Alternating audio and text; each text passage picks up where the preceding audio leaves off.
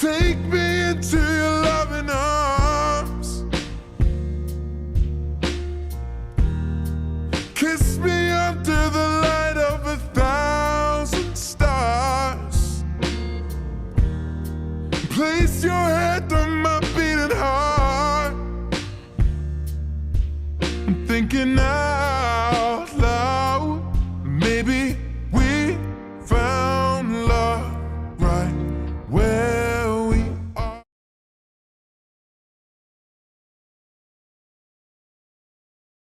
Watching TV to pass the time was pretty boring and I didn't have much else to do. Luckily Darby is one of those moms who love to show baby pictures of their children. She took a place next to me on the couch, pulling out an album of baby photos containing both Iwa-chan and Kato's baby photos. There was also a girl I didn't recognize in some of them as well. They were hysterical. Darby and I were set off in a fit of giggles while flipping through them.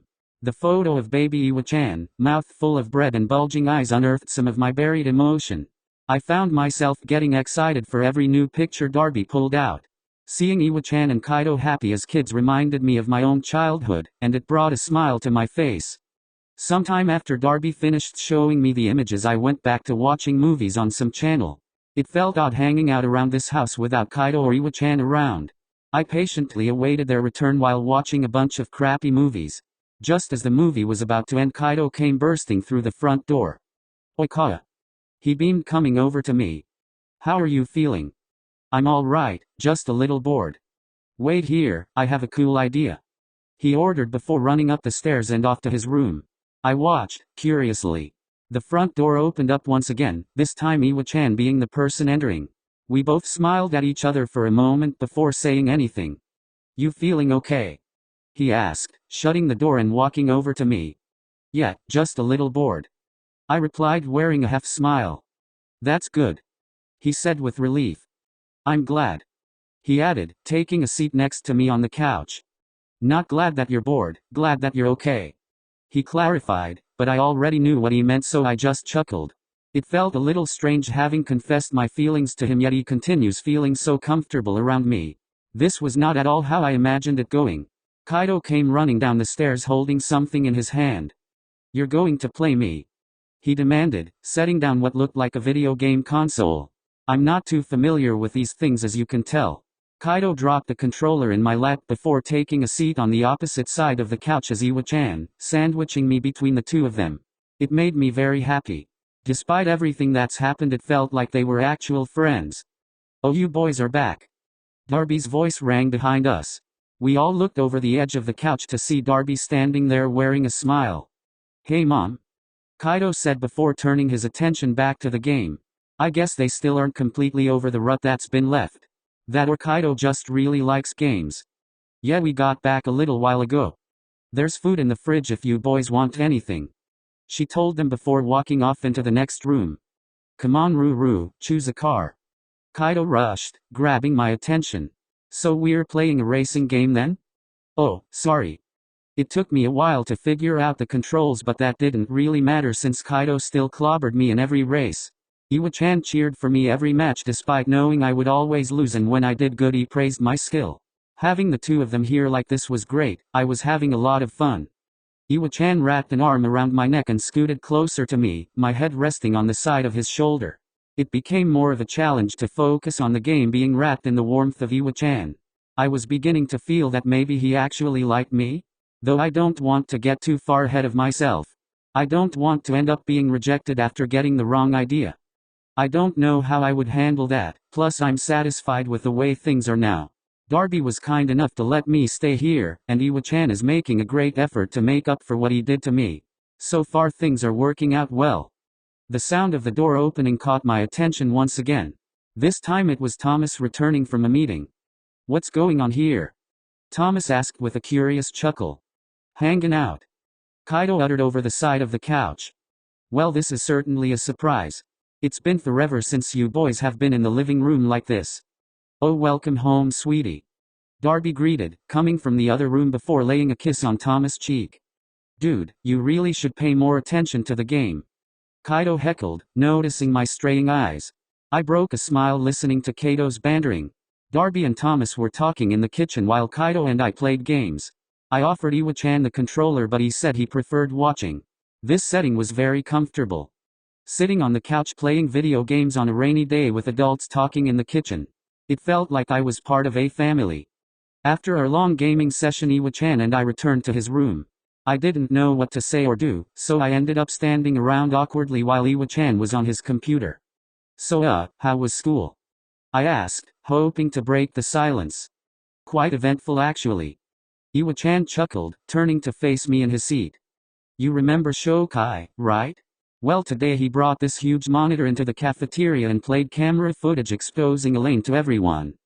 Iwa-chan chuckled, with a devious smirk. Wait, you're serious? I asked, my mouth ajar. Why didn't you mention this earlier? Forgot. I pouted in response. If this is true, then that means I may eventually be able to go back. All of the judgmental stares and name-calling affected me more than I let on. If that's changed, then maybe school will be bearable. So, how did Elaine take it? I hesitantly asked. I don't really know yet. She ran off before anything happened. I also forgot to mention that me and Kaido stopped by your workplace after school. I told Sandra you might not be able to come in for a while. She said she'd hold your position until you return. Assuming you planned on returning in the first place. I didn't know what to say. I wasn't expecting any of this. Today was overwhelming. Just yesterday I wanted to end my life. I wanted it all to disappear, but Iwa-chan stopped me. The very next day I get taken in by the Iwazumas. Elaine gets revealed to be the fraud she is, and by none other than Shokai. Thank you, Iwa-chan. I said, a smile capturing my appearance. He returned it, only his was 1,000 times more attractive. My pale cheeks flushed a tint of red. All right, well, I think I'm going to hit the shower and head to bed. Iwa-chan said, standing from his chair. I'll be on the couch tonight. Mind if I take a blanket and a pillow? He asked, pointing to his bed. I don't know why, but I felt like I'd just received a blow to the gut. I was hoping he would sleep in his own bed tonight. Part of me wanted to ask if he would sleep with me in his own bed, but on the other half I didn't feel I was ready for that yet. Plus it would probably be awkward for me to ask him that anyway, especially since I just came out to him. I'll sleep on the couch. I told him in a stern manner. I don't want to take his bed away from him, especially since I'm only a guest here. No, Toru, you won't. You can have my bed. He replied in a direct tone. Before I could refuse, he interrupted me. Feel free to use any of my clothes, but I'd suggest the smaller ones in the corner of my closet. He walked out and headed to the bathroom. Iwazumi's POV. After a quick shower I returned to my room and grabbed one of my covers and pillows and headed for the couch in the living room. It was nowhere near as comfortable as my bed, but I still managed to doze off to sleep pretty quickly. I was woken by the smell of a familiar scent, Mom's cooking. I heard her and Dad chatting and giggling in the kitchen. I sat up immediately, missing the warmth of the sun from the window at my feet. I stood up to stretch and noticed I was still half dressed. Good morning, dear. Breakfast will be ready soon. My mother beamed as I reached the kitchen. Eggs and pancakes, Yeah. Mom said, flinging her spatula around. Careful, honey. Thomas said, backing away from her with a worried expression. Now, I'm not going to hit anyone. Kaido and Toru both came down a couple minutes later. I overheard Kaido telling him about some game he wanted to play with him. When Toru's sight landed on my shirtless torso, his eyes shifted and he turned noticeably red. It was the greatest feeling knowing I could turn him on like this. I smirked in response. For the longest time I had no idea all of his adorable reactions were cause of me. All those times he tumbled out of bed, all the times where he'd go red and try to avoid eye contact, they were cause of my actions. I approached him and his eyes shifted anywhere but me. Toru stopped as I approached while Kaido walked off to the kitchen. I figured this would be a good time to tease him. I left a body's length between us and towered over his shy red self. So, how did you sleep? I asked, almost in a chuckle. With a pillow. He nervously responded. I did my best to hold in my laughter. No, I mean, how was your night? Fine. Just fine? Why? Is my bed not comfortable? No, that not it. He frowned and turned his gaze even farther away. I wanted nothing more than to kiss him right there, but there would be too many drawbacks if I did. I know he likes me, but I can tell he's still upset with me, and for good reason. I would have continued teasing the poor guy, but breakfast was ready and I still had to get ready for school. We all ate together like a family, except I thought of Toru as a love interest rather than a member of the family. My mother and father went balls to the wall with questions like they'd done last time Toru was over. I felt bad for the kid, but he didn't really seem to mind them. One question in particular caught him off guard though. "So, have anyone on your eye?" Thomas asked casually with a chuckle. No, yes. I don't know." He struggled with an answer and was flustered. We were all amused. Me for a different reason than the others. Me and Kaido got ready for school and headed out to the car after finally peeling Darby off our backs. I asked Toru if he was coming, but he said he wasn't ready to go back yet. It just seemed like another average day of school, but when I got inside I knew that wasn't going to be the case.